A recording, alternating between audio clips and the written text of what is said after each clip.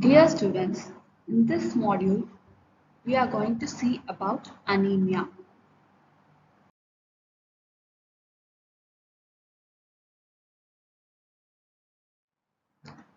In this module, we are going to see about the contents such as introduction, definition, etiology, types, clinical finding, dietary management, prevention and treatment, supplementation, and then fortification of anemia. Now we'll see about the introduction of anemia. Anemia is a serious global public health problem that particularly affects young children and pregnant women. The World Health Organization (WHO) estimates that 42% of children less than 5 years of age and 40% of men worldwide are anemic. Next we'll see on the definition of anemia. Anemia may be defined as a condition that results from the inability of the erythropoietic tissue to maintain a normal hemoglobin concentration on account of inadequate supply of more nutrients, leading to reduction in the total circulating hemoglobin. Therefore, this is the definition of anemia. Now we'll see about the etiology of anemia. Etiology means it is the causes. They are inadequate iron intake. Inadequate iron intake, it is due to the iron deficiency anemia and insufficient iron store. Without enough iron, your body cannot produce enough of substance in red blood cells that enables them to carry oxygen, that is the hemoglobin. As a result, iron deficiency anemia leave you tired and shortness of breath occurs. Next is inadequate utilization. When the iron stored is low and transport of iron is reduced, resulting in the limited red blood cell production, this causes inadequate utilization. And iron deficiency anemia is an advanced stage of iron depletion. Iron stores are deficient, which can reduce in the concentration of hemoglobin and other functional iron compounds. The next cause is inadequate absorption. Conditions like celiac disease, ulcerative colitis, or chronic disease can make it harder for your intestine for the iron to absorb. Surgeries such as gastric bypass that removes a part of your intestine and medicine used to lower stomach acid can affect your body's ability to absorb the iron. This is also a cause of iron deficiency anemia. The next cause is blood losses. The blood loss through accidental hemorrhage, chronic disease such as tuberculosis, ulcers, or intestinal disorder, then the loss during menstruation and childbirth, poor obstetric care which leads to the postmortem hemorrhage, then repeated pregnancy, prolonged lactation, intrauterine contraceptive device, menorrhagia, then historical abnormalities of the mucosa of the gastrointestinal tract such as blunting are present in advanced iron deficiency. These are the other causes which cause due to blood loss. The next cause is increased demand. Your body uses iron to make hemoglobin. Hemoglobin, it is a protein in the red blood cell that carries oxygen to your tissues. During pregnancy, the volume of blood in your body increases. The need of iron increases in infancy, adolescent, pregnancy, and also during the lactation. The next cause is decreased iron stores. The decreased iron stores are seen in preterm babies, twins, triplets. They may have decreased iron stores and they are susceptible for anemia. Therefore, these are the causes, that is the etiology of the anemia. Next, we'll see about the types of anemia. Sickle cell anemia. It is a group of disorder that cause red blood cells to become misshapen and broken down. With sickle cell disease, an inherited group of disorder, red blood cells come into a shape of sickle cell. The cells die early, leading to a shortage of healthy red blood cells and can block the blood flow, causing pain. Infections, pain, and fatigue are the symptoms of sickle cell anemia. Next, we'll move on to hemolytic anemia. Hemolytic anemia is a disorder in which red blood cells are destroyed faster than they can be made. The destruction of red blood cell is called hemolysis. Red blood cells carry oxygen to all parts of your body. Hemolytic anemia is a form of anemia due to hemolysis, the abnormal breakdown of red blood cells causes this type of anemia. This is called as hemolytic anemia.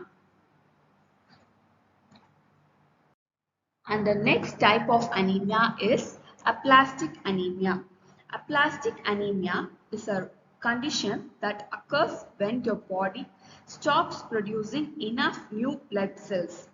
The condition leaves you fatigued and more prone to infections, and uncontrolled bleeding occurs. A rare and a serious condition, and this can develop at any age of life. This is called as aplastic anemia. Next is pernicious anemia. Pernicious anemia, a decrease in red blood cells when the body cannot absorb enough vitamin B12, which is essential for the development of red blood cells. Most cases result from the lack of the gastric protein known as an intrinsic factor, without which vitamin B12 cannot be absorbed. This type of anemia is called as pernicious anemia. The next type of anemia is thalassemia. Thalassemia is an inherited blood disorder that causes your body to have less hemoglobin than normal.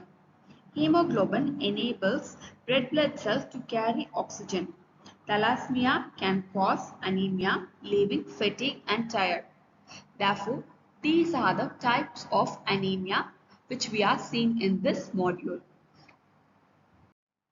Next, we'll see about the clinical findings of the anemia.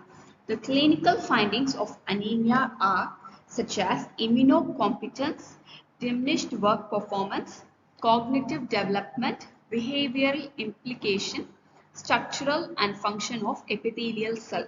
Immunocompetence means it is the ability of the body to produce a normal immune response following exposure to an antigen. Therefore, these are the clinical findings found out in the anemia. Next, we'll see about the dietary management of anemia. Proper diet can definitely prevent anemia. The absorption of the heme iron, which is delivered from meat and flesh food, is better than non-heme iron derived from the cereals, pulses, vegetables, and fruits. Liver is an excellent source of iron. The absorption of non-heme iron could be enhanced by increasing the vitamin C in the diet. The vitamin C foods are amla, guava, etc. Regular consumption of iron-rich foods such as whole grains, cereals, pulses, dates, jaggery, and animal source. These all should be given in the diet. And incorporation of green leafy vegetables and seasonal vegetables and fruits in the diet is essential. The dietary intake of 16 to 18 milligram per day for men and 12 to 15 milligram per day for women is the recommended dietary allowance of the iron from the RDA, that is the recommended dietary allowance. Next, we'll see about the prevention and treatment measures of anemia. The oral administration of inorganic iron in the ferrous form, ferrous sulfate 50 to 200 mg 3 times daily for adults and 6 mg per kg for the children is given. This is orally administered. These are the preventive measures taken for anemia. Next is supplementation. Under Reproductive and Child Health Program found in 1997, young children and adolescent girls are given iron and folic acid. Adolescent girls on attaining menarche should consume a weekly dosage of 1 IFA tablet containing 100 mg elemental iron and 500 mg of folic acid. Therefore, these are the supplementation given for iron deficiency anemia. Fortification. Fortification or enrichment is a process of adding micronutrients to food. It is carried out by the food manufacturers, government, public health policy, which aims to reduce the risk of deficiencies. Thus, salt fortification with iron has been considered as one of the practical approach for the prevention and control of iron deficiency anemia. Fortification with iron has been successfully tried for wheat flour, rice, sugar, milk, fish sauce, and then curry powder.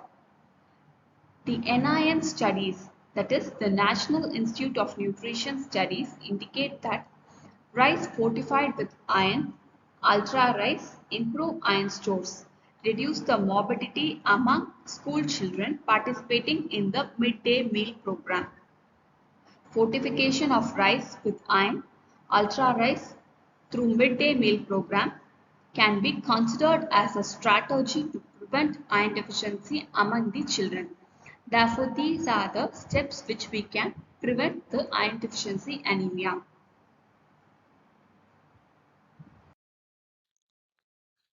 Thus, through this module, you would have gained a clear knowledge about the iron deficiency anemia. Thank you, children.